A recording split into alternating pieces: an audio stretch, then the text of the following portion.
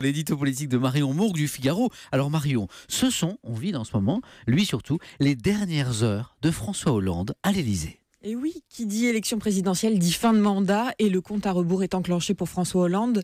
Dimanche soir, on connaîtra le nom du nouveau ou de la nouvelle présidente et déjà ce sera la fin de l'histoire pour le chef de l'État. Et pour finir ce quinquennat, eh bien François Hollande s'est encore livré à quelques confidences dans la presse. On apprécie le encore. Hein. Et oui. C'était hier dans l'Obs. On y apprend par exemple que François Hollande a prévu d'écrire son livre pour nous expliquer, dit-il, ce qu'il n'a pas su assez expliquer. Alors attendez-vous donc à de nouvelles confidences dans les prochains mois, après celle fleuve déjà parue ces derniers mois, car François Hollande estime qu'il n'a pas l'âge pour renoncer à la vie politique.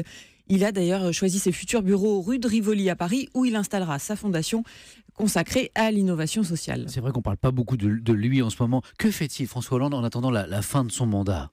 Bon, alors il faut le dire, ça fait un peu fin de règne à l'Élysée. Ce sont les derniers déplacements, les derniers discours. Par exemple, hier, il était à Alençon. François Hollande, on en a peu parlé. Oui. Et il a distribué les bons et les mauvais points parce qu'il a commenté à sa manière le débat de l'entre-deux tours. Il a ainsi dit « L'élection présidentielle n'est pas un concours, on ne demande pas d'avoir des connaissances ». Alors là, on peut comprendre que c'est pour Emmanuel Macron. Et il ajoute aussi « L'ignorance peut permettre d'être qualifié au second tour ». Mais ne peut pas permettre d'être président de la République. Là, on comprend que c'est pour Marine Le Pen. Et à quelques jours, Marion, de la fin du quinquennat, dans quel état d'esprit se trouve aujourd'hui François Hollande ? Alors il dit n'éprouver ni mélancolie ni nostalgie, mais on sent pourtant poindre le manque dans les confessions qu'il accorde à l'Obs. Le manque ? Eh bien, François Hollande explique qu'il cessera de venir à l'Élysée comme il a cessé d'aller à l'hôpital ou comme il a arrêté de fumer. Alors c'est vraiment une drôle de comparaison. Ouais. On a l'impression d'un fumeur qui doit se déshabituer du geste. François Hollande devra lui se sevrer de venir tous les jours à l'Élysée. Et oui, il était accro au pouvoir. Hein. Ça donne cette impression. François Hollande a aussi cette obsession à quelques jours de son départ, c'est la trace qu'il va laisser dans l'histoire. Il veut qu'elle soit positive, que les Français se disent que le pays a avancé pendant ces 5 ans. Bref, que les Français finiront par lui être reconnaissants.